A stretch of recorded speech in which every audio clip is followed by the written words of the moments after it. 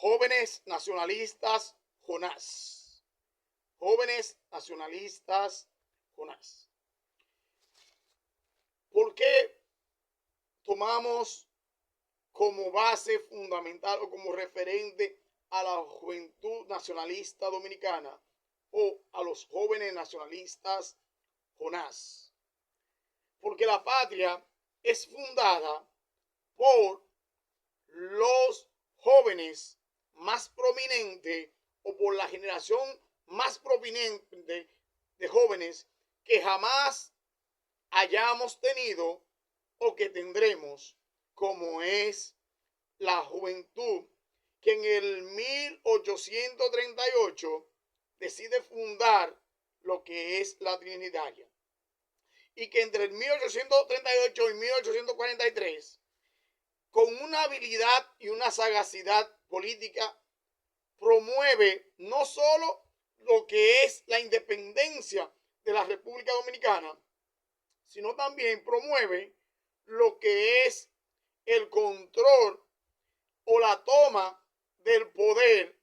mediante la adhesión o la unión para conveniencia propia, porque Duarte fue un maestro en el manejo político. Podríamos decir que tenemos alguna reticencia o algunas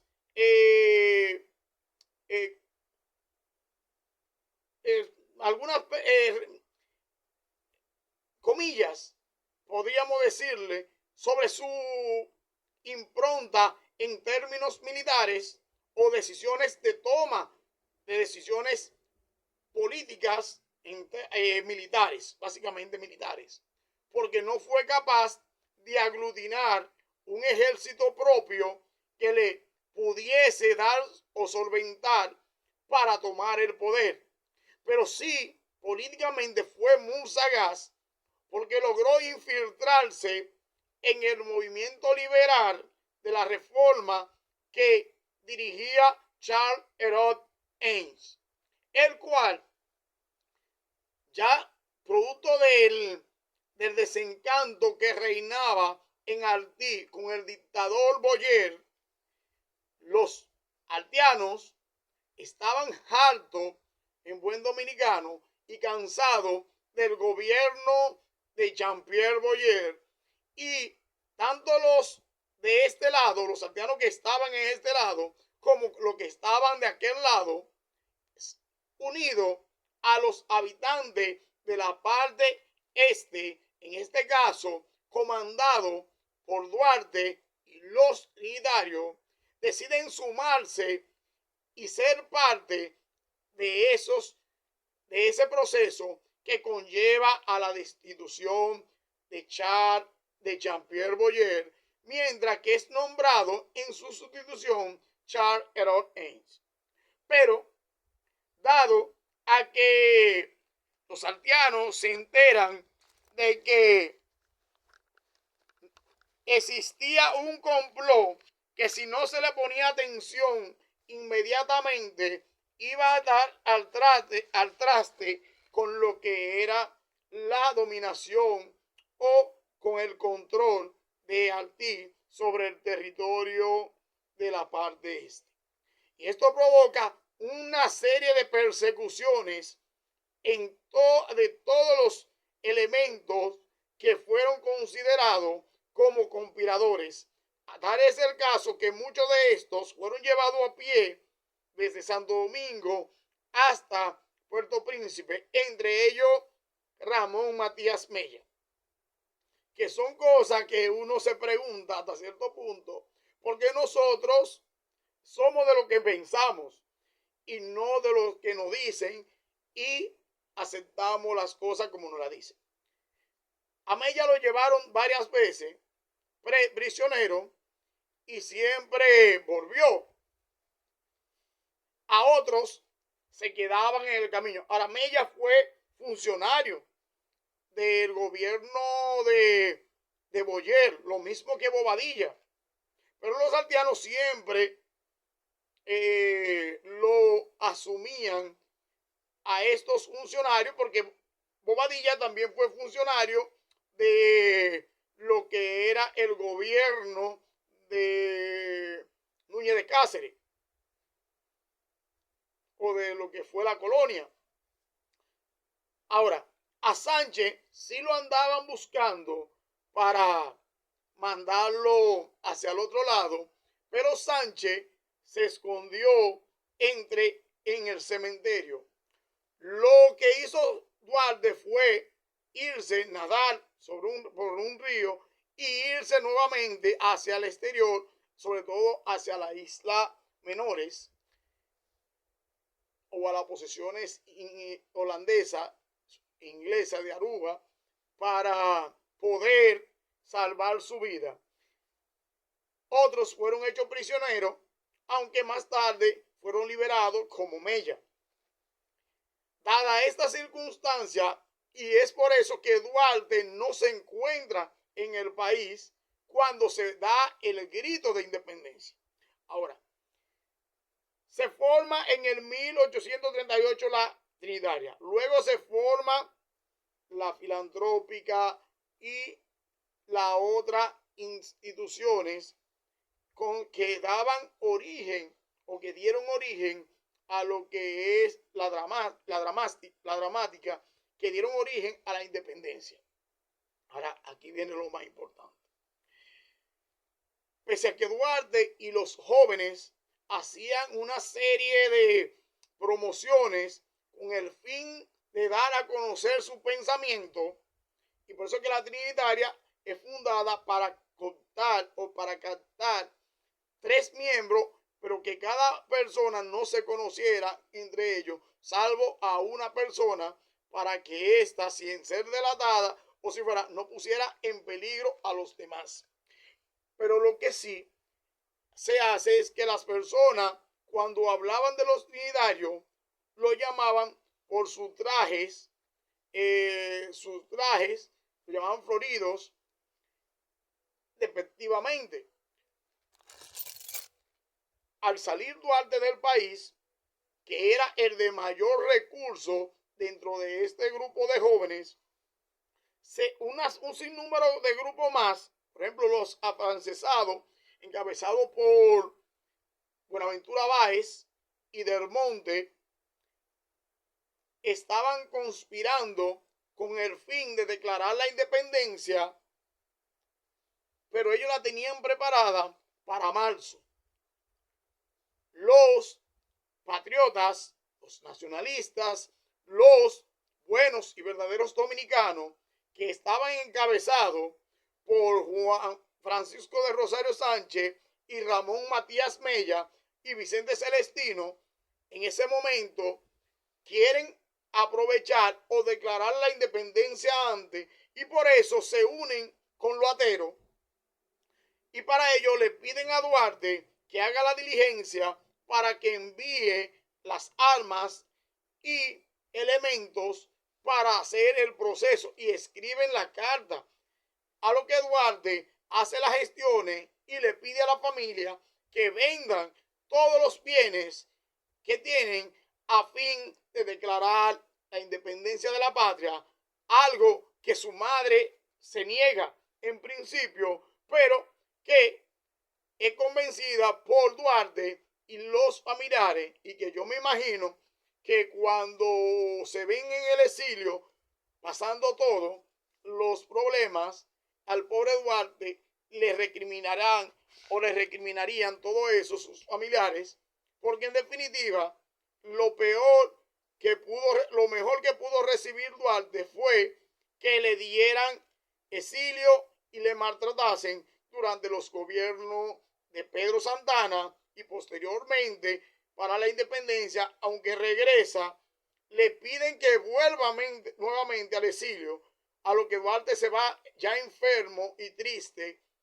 y muere en Caracas el 15 de julio del 1876.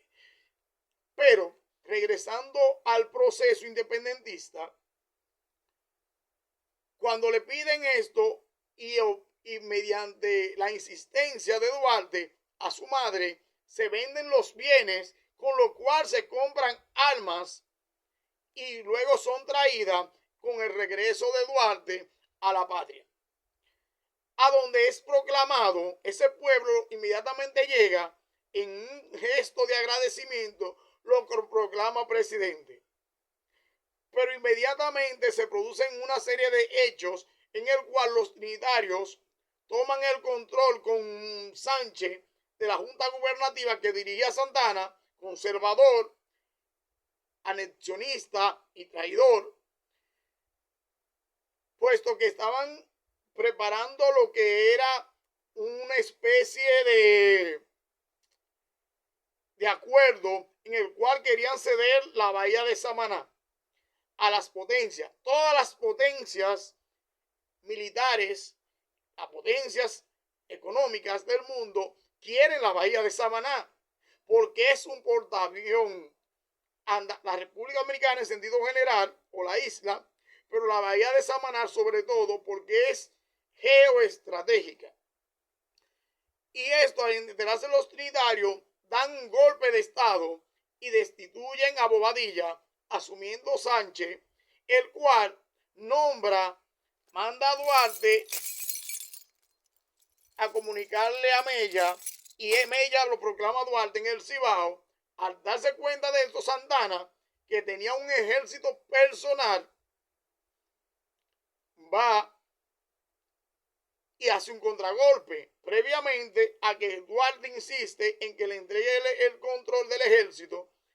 mediante el coronel Manuel Roca, pero Santana no acepta, por lo que con sus soldados que dicen que ellos van donde va su general, deciden viajar a la capital, y pese a que Sánchez decide parar o reunirse y evitar que Santana dé el contragolpe, se producen una serie de acuerdos en lo cual la historia no te dice con hechos ciertos, pero que en definitiva lo que proviene de ahí es la parte lógica. Ejemplo, Duarte es expulsado del país. Sin embargo, Sánchez forma parte de la próxima junta de gobierno. Pero no solo eso,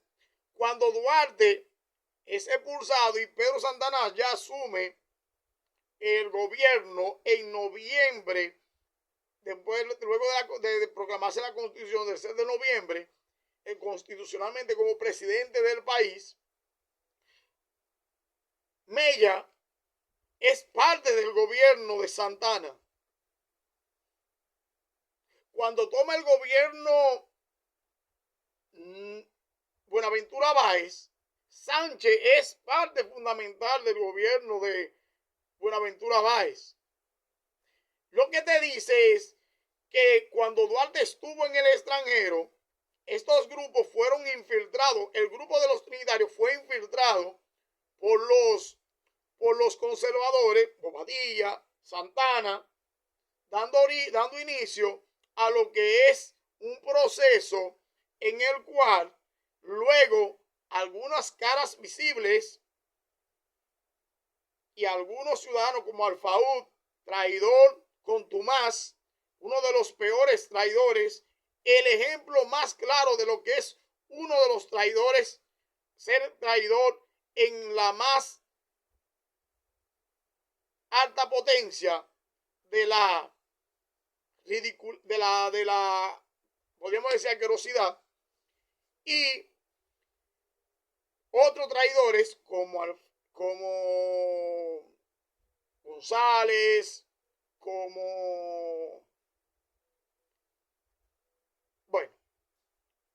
todos estos que definitivamente más posteriormente se convertirían en pro españoles, porque en definitiva ellos eran españoles, pero ya ellos no creían en la patria.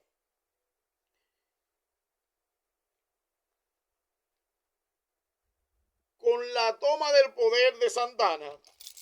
la expulsión de Duarte del país y